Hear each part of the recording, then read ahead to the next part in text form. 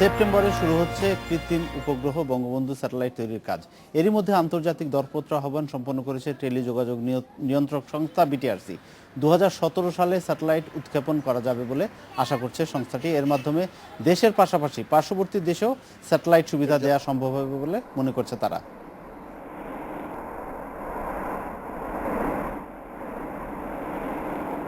বর্তমানে বিদেশি স্যাটেলাইটের তরঙ্গ ভাড়া নিয়ে টেলিভিশন চ্যানেল, টেলিফোন, রেডিও সহ অন্যান্য যোগাযোগের কাজ চলছে। এতে প্রতি বছর ভাড়া বাবদ বাংলাদেশকে কয়েক মিলিয়ন ডলার গুনতে হয়। তাই প্রথমবারের মতো মহাকাশে বাংলাদেশি স্যাটেলাইট পাঠাতে এবছরের শুরুতে অরবিটাল স্লট ইজারা নেয় বাংলাদেশ টেলিযোগাযোগ নিয়ন্ত্রক সংস্থা বিটিআরসি। আর এবছরের সেপ্টেম্বরে এই কাজ শুরু করতে চায় সরকার। এজন্য আহ্বান করা হয়েছে দরপত্র। প্রস্তুত করা, লঞ্চিং, উৎক্ষেপণ এবং সেটাকে কন্ট্রোল করার জন্য গ্রাউন্ড কন্ট্রোল, তিনটা আমরা একত্র করে এই টেন্ডারটি করেছি। সাবমিশন ডেট হলো 2 জুন 2015। জুন মাসে পাওয়ার পরে এটাকে ইভ্যালুয়েশন করতে হবে। মূল্যায়নের পরে আমরা আশা করছি যে 15 সেপ্টেম্বর নাগাদ। 2017 সালের ডিসেম্বরে মহাকাশে প্রথমবারের মতো স্যাটেলাইট উৎক্ষেপণ করা যাবে বলে আশা করছে বিটিআরসি। আমরা মাথায় রেখেছি যে এটা তো আর ফিক্সড নয়। By December, if we can, it is on 16th December of 2017 আমরা এটা লঞ্চ করব। বিটিআরসি বলছে বাংলাদেশের পাশাপাশি এর বাজার পাওয়া যাবে প্রতিবেশী দেশগুলোতেও। এর যথেষ্ট মার্কেট রয়েছে। ম্যানুফ্যাকচারিং চলার সময় কোম্পানিকে মার্কেটিং এর কাজ শুরু করতে হবে। দেশের বাইরেও বিদেশেও এর সার্ভিস চলবে এবং তার দ্বারা এটা একটা ভালো লাভজনক প্রতিষ্ঠান হয়। এই প্রকল্প বাস্তবায়নে সরকারের মোট খরচ হবে প্রায় 3000 কোটি টাকা। Ashraf Alam, Independent News, Dhaka.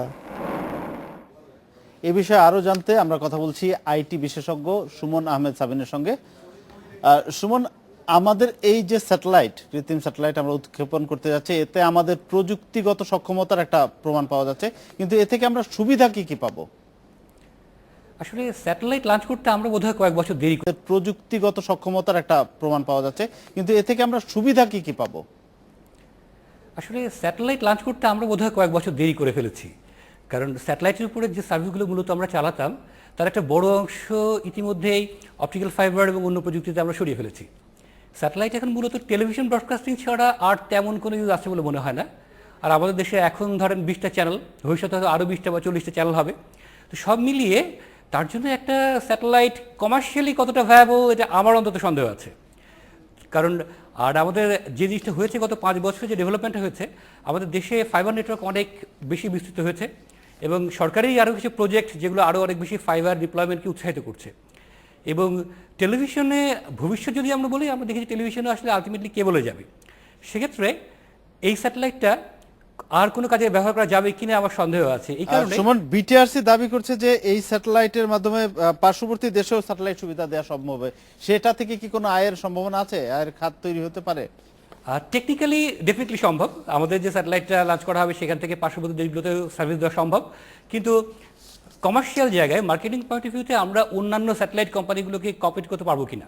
যেমন পার্শ্ববর্তী ভারতের অনেকগুলো স্যাটেলাইট রয়েছে, এছাড়া ইউরোপিয়ান ইন্টেলিস্যাট, তারপর ইউটেলস্যাট এবং আরও অনেক স্যাটেলাইট কোম্পানি যাদের স্যাটেলাইটগুলো এই অল্টিটিউডগুলোতে রয়েছে। এবং সবচেয়ে দুঃখের বিষয় যেটা সেটা হচ্ছে আমাদের জন্য আইটিউর বরাদ্দ করতে যে দুটো লোকেশন ছিল, 74 ইস্ট এবং প্রবাবলি 133 ইস্ট, যে দুটো লোকেশনের গুলো ইতিমধ্যে আইটিউ অন্য দেশকে বরাদ্দ করে দিয়েছে, যেটা পেলে আমরা এই স্যাটেলাইটের চেয়ে অনেক বেটার লোকেশনে একটা স্যাটেলাইট পেতাম। এবং এটা নিয়ে আমরা কোনো চেষ্টা করেছি কিনা আমি অবশ্যই জানি না। এটা বিটিআরসি ভালো বলতে পারবে যে তারা আসলে ওই লোকেশনগুলো ফেরত পাওয়ার জন্য কোনো চেষ্টা করেছেন বা কোনো কম্পেনসেশনের কোনো উদ্যোগ নিয়েছিলেন কিনা। কিন্তু সেটা আমাদের জন্য বরাদ্দ করতে ছিল, কিন্তু আমরা সেটা পাইনি। এবং এখন স্যাটেলাইট ডেফিনেটলি এখন এটার আর কোনো ব্যবহার আদার দেন কমিউনিকেশন সম্ভব হবে বলে মনে হচ্ছে না। কাজেই কমার্শিয়ালি এটা খুব চ্যালেঞ্জ হবে এবং আমাদের জন্য কিছুটা আমার ধরনের কিছুটা আলংকারিক হবে, প্রেস্টিজিয়াস ডেফিনেটলি, কিন্তু কতটা ইউজফুল হবে, কতটা কাজে লাগবে সেটা আসলে সবাই বলে দেবে। আজকে বলা একটু কঠিন। আমাদের সঙ্গে থাকার জন্য। এডিটর স্পিকে এবার নিচ্ছে আরো একটি বিরতি, সঙ্গেই থাকুন।